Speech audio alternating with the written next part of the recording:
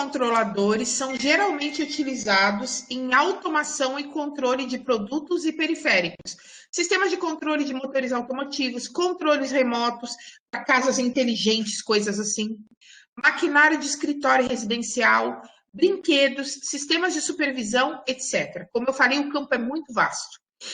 Os microcontroladores são encontrados em praticamente todos os dispositivos eletrônicos digitais que nos cercam. Máquinas fotográficas, teclado de computador, monitor, disco rígido, relógio de pulso, rádio-relógio, máquina de lavar, forno de micro-ondas, telefone, etc. Fernanda, o Apple Watch, sei lá eu qual é o similar, né? Que estão vendendo, se é que tem similar Android, deve ter. Mas um Apple Watch da vida, ele tem um processador ou ele tem um microcontrolador? Ele tem um microcontrolador, tá, pessoal? Normalmente é da família ARM. Smartphones e dispositivos assim normalmente são da família ARM, atualmente. Tipos de microcontroladores: simples, DSPs e outros. O que é um DSP? É aquele mais voltado para processamento de sinais. Então, qualquer coisa que tenha a ver com multimídia, que tenha a ver com processamento de sinal, de áudio, ou principalmente de imagem e vídeo, vai ter que ser um processador, um microcontrolador mais sofisticado do tipo DSP. Um exemplo é o Raspberry Pi, né? Que eu e a Ana Elisa estamos querendo começar a brincar com ele e trazer ali para o curso. Tá? O Raspberry Pi é como se fosse um mini computador também. E ele é bastante voltado para processamento de imagens. Módulos básicos de um microprocessador. Um oscilador, que é o clock, a CPU, memória de dados normalmente separada de memória de programa, quando é uma arquitetura Harvard, né? Barramento e a interface de entrada e saída. Interfaces de entrada e saída. Isso aqui vocês devem ter visto em microprocessadores no semestre passado. Eu espero que sim. Módulos básicos de um microcontrolador. Então, o microprocessador tem isso aqui. O que o controlador tem a mais? Ele também vai ter um oscilador, também vai ter uma CPU, também vai ter memória de dados e de programa, também vai ter interface de entrada e saída, mas como ele é uma unidade de computador autônoma completa, normalmente eles têm coisas a mais. Ele vai ter um temporizador contador para poder gerar um sinal, tá? Externo para controlar qualquer coisa, qualquer processo. Ele normalmente vai ter uma memória de EEPROM e uma memória RAM para aumentar a capacidade de armazenamento do firmware. Firmware é o código que vai ser colocado no microcontrolador, tá? Vai ser rodado no microcontrolador. Daqui a pouco a gente já vai gerar um firmware. Interface serial é muito importante, principalmente USB, vocês também já vão entender por quê. Um componente fundamental do microcontrolador, conversor AD. Por quê? Porque a maioria das grandezas que o microcontrolador vai ter que medir da natureza para processar são analógicas, pessoal. Então, o conversor AD é uma das coisas que mais diferencia um processador PPG de um microcontrolador, tá? Comparador de tensão e módulo PWM. O mais legal do Arduino é que ele tem tudo isso aqui. Ele é muito bacana, porque ele é um microcontrolador relativamente barato e tem tudo isso aqui disponível. Não são todos que tem, tá? Aí, como eu já falei, né? Se é uma arquitetura Harvard, ela tem memória de programa separada de memória de dados. Se é uma arquitetura de von Neumann, tá tudo no mesmo módulo. Aí aqui eu coloquei o acesso da CPU à memória, os registradores que normalmente são internos da CPU, coloquei a diferença entre, o que seria a diferença entre um código assembly CISC e um código assembly RISC. Isso tudo vocês devem ter visto no semestre passado, algo parecido.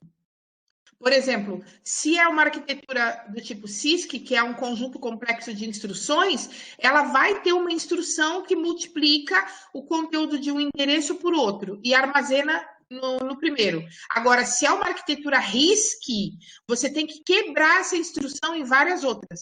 Então, vai ter que carregar o primeiro valor num registrador interno, carrega o segundo valor em outro registrador interno, aí tem uma instrução que só multiplica A por B e armazena o resultado em A, não pode ser em endereço externo, tá? E depois armazena o conteúdo do registrador A no endereço final 0. Então, uma arquitetura CISC, ela tem instrução para tudo. Uma arquitetura RISC, você tem que quebrar tudo em instruções menores. Ambas têm vantagens, tá? O conjunto RISC, ele processa bem mais rápido, e o conjunto CISC é muito mais fácil de utilizar. Mas cada um tem as suas vantagens e desvantagens. Aqui eu coloquei o diagrama de blocos de um microcontrolador PIC, que normalmente sempre tem um ou outro aluno que gosta de PIC. Não tenho absolutamente nada contra PIC, tá, pessoal? Até acho que é um bom microcontrolador. Por que a gente usa Arduino? Ó, essa aqui é a arquitetura interna do Atmega. Se vocês forem comparar as duas, elas são muito semelhantes. O Atmega é o do Arduino, tá? Alguém sabe explicar por que a gente optou pelo Arduino e não pelo PIC? Não, Bernardo, não, né? Até podia ser, né? Eu podia estar advogando em causa própria, já que eu tenho mais intimidade com o C, mas não é por isso não, tá? A gente usa Arduino porque todas as vezes que a gente foi consultar as empresas sobre qual microcontrolador seria mais importante os alunos aprenderem, todos foram unânimes, pessoal, em apontar Arduino. Todos disseram Arduino. A gente procura profissionais que saibam Arduino, porque a prototipagem é mais fácil, porque o Arduino, ele é uma plataforma livre. Então, você consegue disseminar a tecnologia muito facilmente, tá? Todas as empresas que a gente consultou da área foram unânimes. Nós queremos profissionais que dominem Arduino. E o nosso aluno está saindo fera em Arduino. Então, ponto para nós. É mais por isso, tá? Pela questão do mercado. A CPU, ou Unidade Central de Processamento, é um módulo principal do microcontrolador, assim como é do processador, né? Porque contém o processador que vai definir potencialidades, funcionalidades e o software que será usado nesse microcontrolador. Microprocessadores e microcontroladores mais conhecidos. O ARM, que vocês devem ter visto no semestre passado, eu espero que sim, tenham estudado um pouco de ARM. O AVR, Freescale, Texas Microchip, PIC, o National, etc. Mas existem inúmeros outros, principalmente o Xing-Ling. A China tem muitos microcontroladores, tá, pessoal? Eles fabricam inúmeras plataformas. Módulos básicos, então, que a gente citou. Temporizadores ou timers fornecem a base de tempo, comunicação e controle para acionamento, comunicação e controle de outros dispositivos. É o nosso clock, né? Barramento, conjunto de fios que interliga os diversos módulos. Memória de programa, memória interna que guarda os códigos a serem executados. Normalmente tem que ter um pouco mais de memória externa para que você consiga gravar firmwares mais sofisticados, né? A memória interna normalmente é bem pequena. Memória de dados que guarda os valores das variáveis e endereços dos programas. EEPROM, que é uma memória que vai guardar o sistema operacional do microcontrolador. Se tiver. Tem microcontrolador, pessoal, que roda o Windows. Tem microcontrolador que roda sistemas operacionais até mais sofisticados. A RAM, memória volátil externa que guarda os aplicativos, se houver, né? Conversor AD, circuito sequencial que lê entradas analógicas e converte para saída digital. Aqui, na disciplina de microcontroladores, não só vocês vão usar um conversor AD, como vocês vão aprender como é que ele funciona, tá? É uma das coisas que eu ensino aqui. Interface serial, circuitos que enviam e recebem valores binários na forma serial, um bit por vez.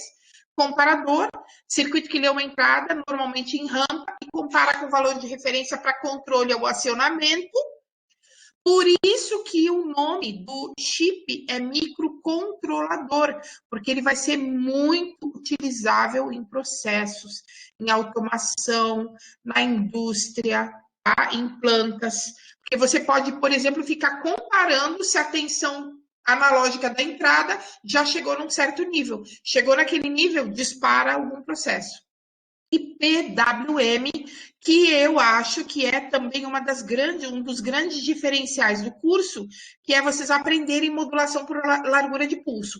Eu aprendi PWM na faculdade, na disciplina de telecomunicações.